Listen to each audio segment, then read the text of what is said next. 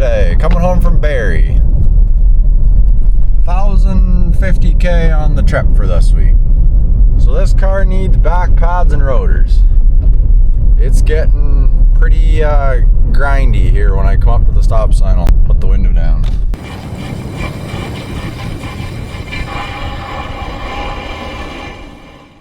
Got a new set there waiting at home for me, so get her in the shop and have a look. Hey, there's the C-Can. That just got delivered last weekend.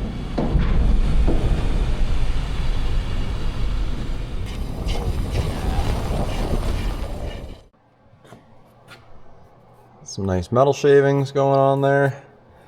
Definitely time to change these. These two bolts for the slides are 12 mil, and then these bigger ones are 17. My papa always had this car maintained at the Honda dealer, and they were very generous with the anti-seize. They always use the copper, never seized, so everything hopefully will come apart pretty well. I was already trying to clean the heads of these bolts off. They're kind of crusty. I'll probably have to use a hammer to tap the socket on to make sure it's seated well.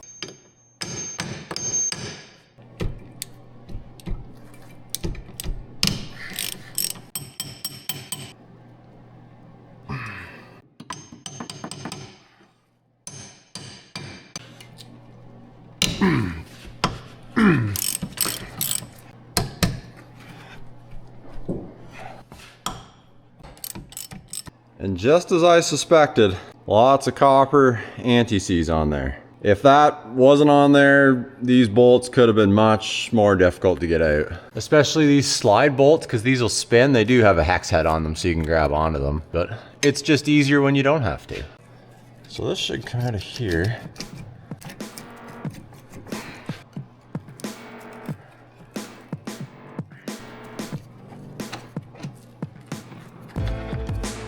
Look at that, nice copper, no rust.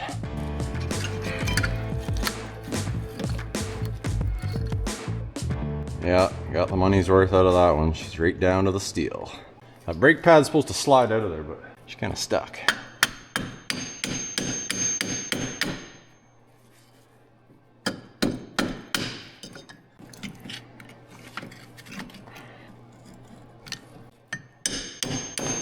There we go.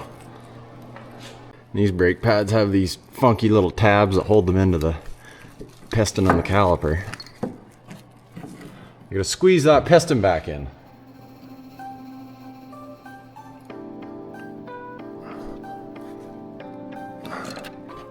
There, that gives me more room to pull that out of there. And look at that, more copper. So these are definitely probably genuine Honda brakes if the dealer put them on, obviously. These are the Napa replacements I got.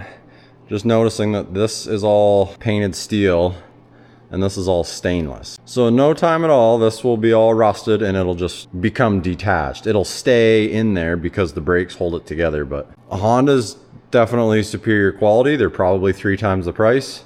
I can't justify paying that right now, so Napa it is. Now to get this brake rotor off, there's 2 Phillips screws that hold it on. And it's extremely common for these to be rusted and seized in here. And a lot of cars, you just have to drill them out. On my 14 Civic, they were drilled out.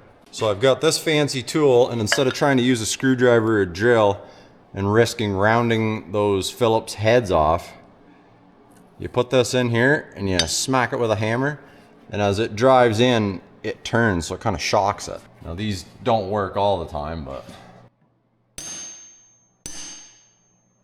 it works in this case.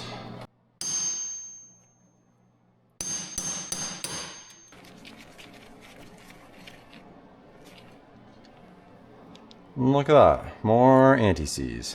That's why I'm so generous with it, so stuff will actually come apart.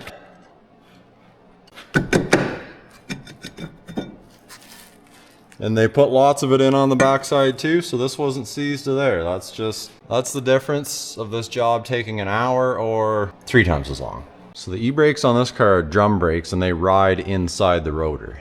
These backing plates are a little bit crusty. And at this point, average Joe mechanic is just gonna slap the new parts on, roll her out the door and call her a day. But I'm going the extra mile. I'm gonna clean this up, oil it. Got the undercoater here. and try and keep these backing plates alive as long as possible.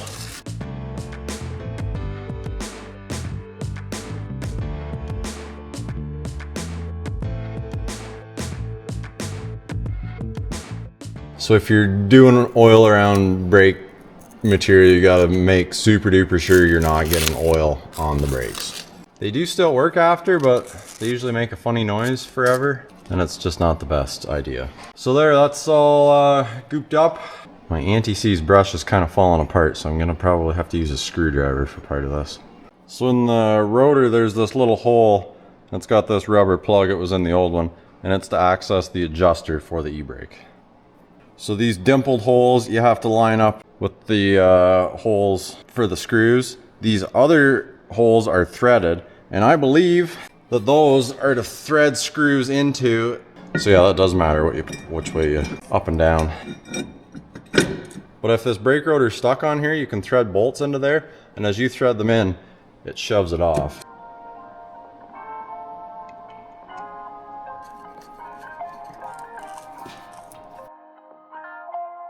That's probably torqued us back. New clip for the caliper here. So it sits in there like that with these little tabs on either side, so you just shove it up the one way, it drops out.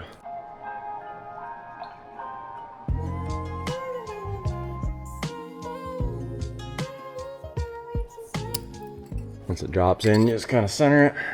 Now these are quite stiff to go in, so just squeeze them a little, get them warmed up. Not all brake pads have these things on them either, I guess. Just a Honda thing, I don't know. I don't remember my 14 Civic having these. Put some of this brake lubricant on the ends of the pads where they slide.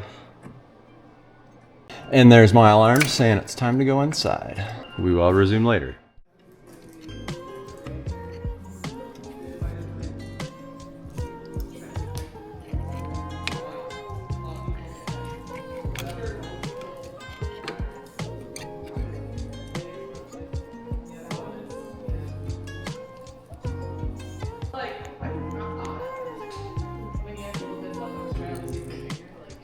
Before I put these new little slide things on, I want to clean that up with the wire wheel.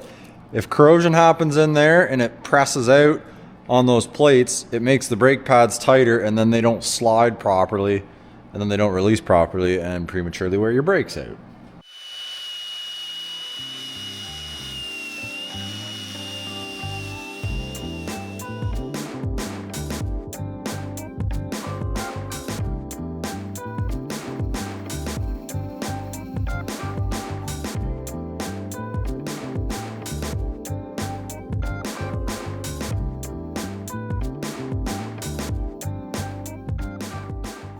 This goes like this. You guessed it, more anti-seize. Some on here too. That way I'll stick my hand in it and get it all over the place. Like, there's so much of it already on the bolts. A little more, why not? Mix the copper and the silver. I don't know if that matters, or if anybody knows the difference. I would be genuinely interested to hear, not just, oh, it's better because it's better. If you actually know the science or what the difference is. I think the copper stuff is a little bit more expensive. I've never used the copper, but I've had good luck with the silver, and I've just always used that.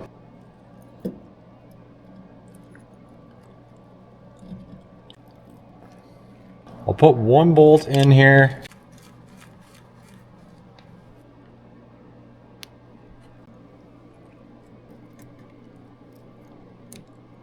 Oh, might have got it.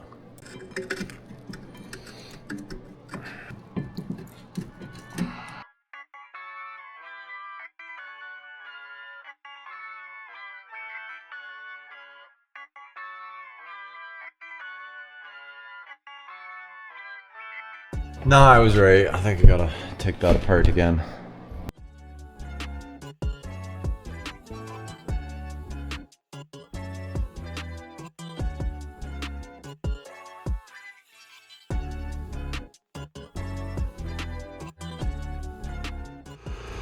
I just want to put a little bit of oil on the heads of these bolts so maybe they won't be as crusty next time.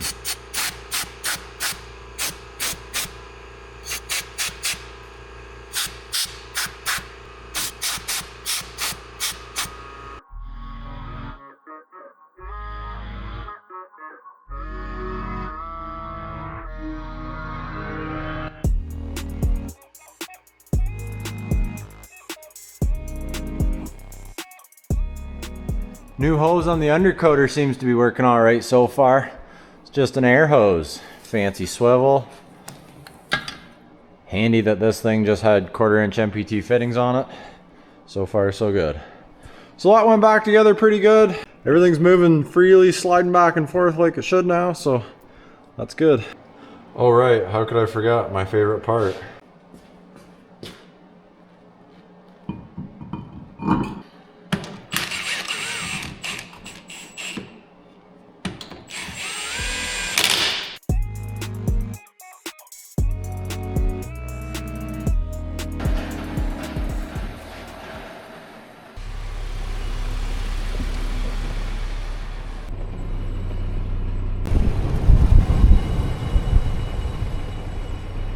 Nice and quiet now.